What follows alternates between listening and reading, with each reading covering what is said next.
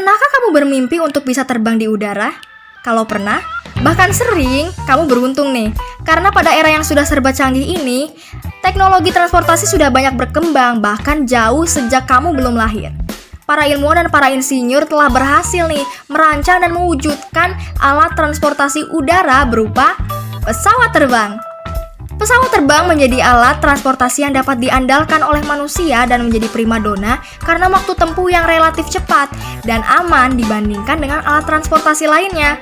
Namun, pernahkah kamu berpikir, kok bisa ya pesawat terbang yang bertonton beratnya dapat terbang mengangkasa? Nah, jika kamu penasaran, maka kamu datang pada video yang tepat karena kami, penyusun RBL kelompok 6 akan menjelaskan tentang penerapan hukum Bernoulli pada pesawat. Namun sebelumnya, kita kenalan dulu yuk dengan anggota tim ini.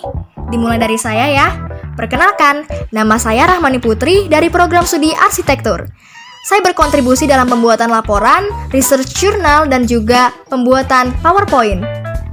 Halo semua, aku Afi Istiqomah Japar dari Prodi Arsitektur Landscape. Halo, perkenalkan nama saya Rizaldi Muhammad Arsyan dari Prodi Arsitektur. Di sini kontribusi saya adalah sebagai video editor dan sound management. Halo semua, aku Muhammad Hanif Zulfi Abdillah dari program studi arsitektur. Di sini aku berkontribusi pada laporan dan skrip video.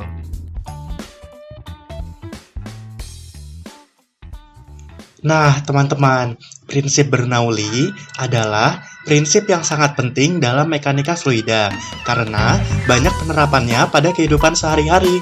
Contohnya, dalam prinsip kerja tabung pitot, venturometer, dan sayap pesawat.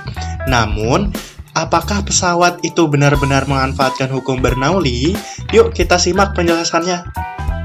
Kalian tahu nggak sih kalau prinsip terbang yang digunakan pesawat dibahas dalam ilmu aerodinamika? Tapi sebelum itu kita bahas dulu nih ilmu yang lebih mendasar dari aerodinamika, yakni mekanika fluida. Ya betul, mekanika fluida merupakan pemahaman mekanika yang mempelajari pergerakan dari fluida.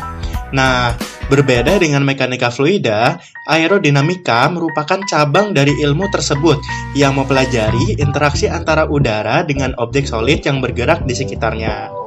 Perlu diingat ya teman-teman, fluida yang kita amati di sini adalah fluida ideal. Namun, apa sih fluida ideal itu? Fluida ideal adalah fluida yang memiliki kecepatan konstan, aliran tidak termampatkan, viskositas yang dapat diabaikan, serta arah streamline yang sama. Nah, sepertinya pengetahuan dasar tadi sudah cukup ya untuk kita dapat melanjutkan ke prinsip Bernoulli. Apa sih prinsip Bernoulli? Hukum Bernoulli dicetuskan oleh Daniel Bernoulli, matematikawan sekaligus fisikawan sejati dari Swiss. Hukum ini menyatakan bahwa jumlah dari tekanan statis, tekanan dinamis, dan tekanan hidrostatis yang berada di titik aliran fluida adalah sama. Atau, dengan kata lain, peningkatan pada kecepatan fluida akan menimbulkan penurunan tekanan pada aliran tersebut. Kalian tahu nggak kalau persamaan Bernoulli ini dapat kita turunkan dengan hukum konservasi energi? Menarik banget ya! Kalian semua tahu kan kalau definisi dari usaha adalah perubahan energi? Nah, perubahan energi ini merupakan perubahan energi kinetik karena adanya perubahan kecepatan pada fluida, atau dapat ditulis sebagai berikut. Kita tahu bahwa massa jenis adalah perbandingan antara massa dan volume. Maka massa adalah hasil perkalian dari massa jenis dan volume. Perubahan massa atau delta M adalah massa fluida yang masuk dan kemudian keluar selama waktu delta T. Dengan demikian, didapatkanlah persamaan 1. Di sisi lain, usaha yang dilakukan oleh gaya gravitasi atau delta mg selama kenaikan vertikal fluida dari level bawah sampai level atas adalah sebagai berikut. Usaha bernilai negatif ya, karena perpindahan ke atas berlawanan dengan gaya gravitasi. Dengan memanfaatkan hubungan massa jenis dan volume, didapatkanlah persamaan 2 ini. Nah, pada kasus ini, fluida mengalir dari daerah berwarna biru ke hijau dengan gaya sebesar F dan melalui jarak sebesar delta X. Maka dengan menggunakan definisi dari usaha, kita dapatkan bahwa usaha pada masing-masing daerah biru dan hijau adalah hasil perkalian tekanan dengan perubahan volume, atau dapat ditulis dengan P dikali delta V. Usaha yang diberikan pada sistem adalah P1 dikali perubahan volume, dan usaha yang dilakukan oleh sistem adalah P2 dikali perubahan volume.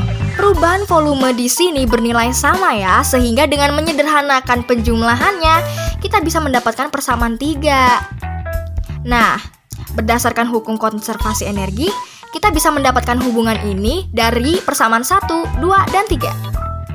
Jika kita susun ulang persamaannya, kita bisa mendapatkan persamaan Bernoulli yang umum digunakan di buku sekolah kita saat SMA, yaitu P ditambah 1/2 rho dikali V kuadrat ditambah rho dikali G dikali Y sama dengan konstan. P adalah tekanan statis, yaitu tekanan dari fluida tersebut. Sedangkan setengah rho V kuadrat adalah tekanan dinamis, yang merupakan fungsi dari massa jenis dan kecepatan. Bisa juga dibilang representasi dari energi kinetik fluida per satuan volume. Sedangkan perkalian antara massa jenis, konstanta gravitasi, dan ketinggian merupakan tekanan hidrostatis, yaitu tekanan yang dihasilkan oleh gaya gravitasi, di mana Y adalah elevasi fluida, yaitu ketinggian fluida dari titik referensi.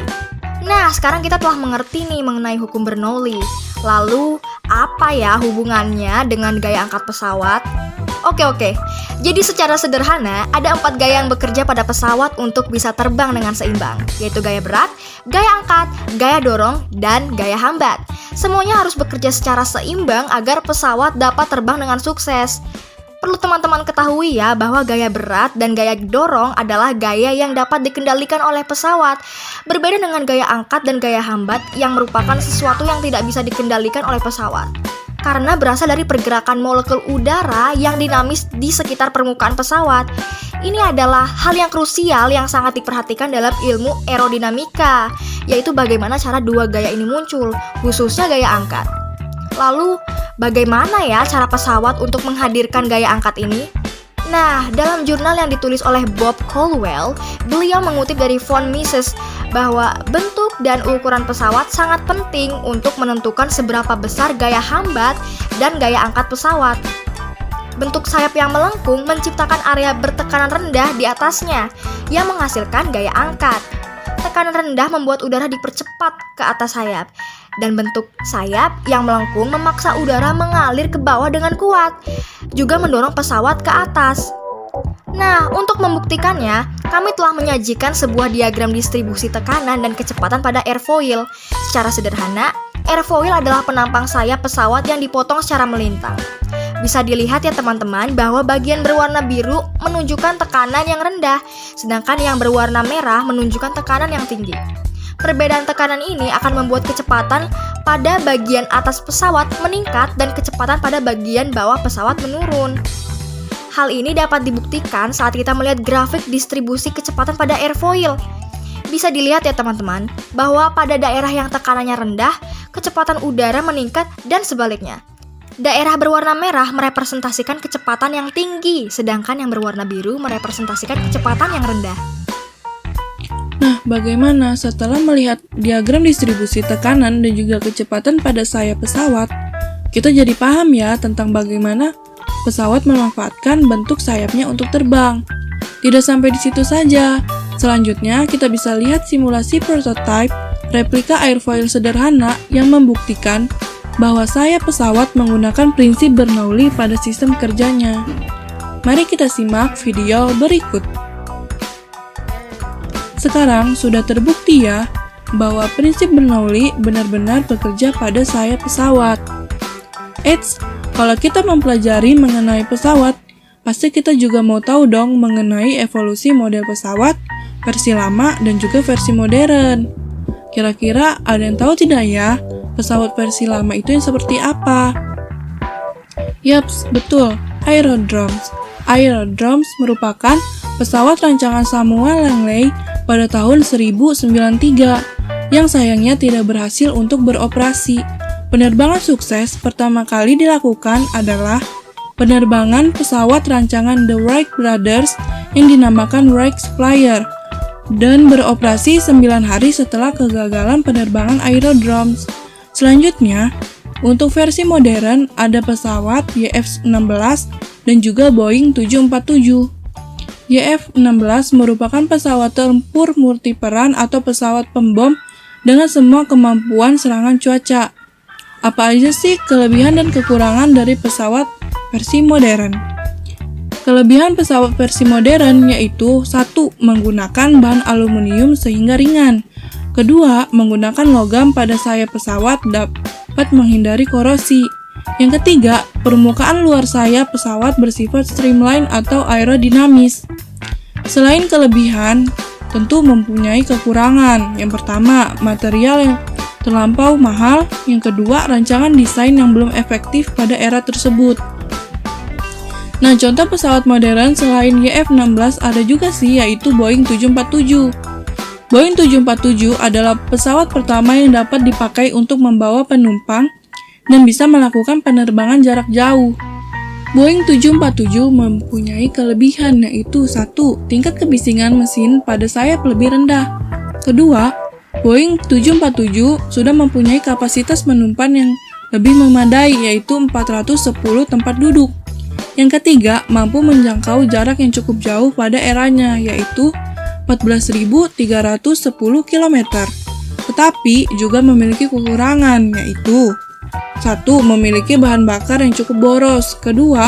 Ukuran yang besar membuat pesawat ini kurang efisien untuk berpergian jarak jauh. Berdasarkan investigasi jurnal dan percobaan yang dilakukan terhadap prototipe replika sayap pesawat, dapat dipahami bahwasanya prinsip pada hukum Bernoulli dimanfaatkan oleh pesawat untuk dapat terbang. Perbedaan tekanan yang ada di sekitar permukaan sayap pesawat bagian atas dan bawah menghasilkan sebuah gaya angkat yang dapat seimbang dengan gaya berat.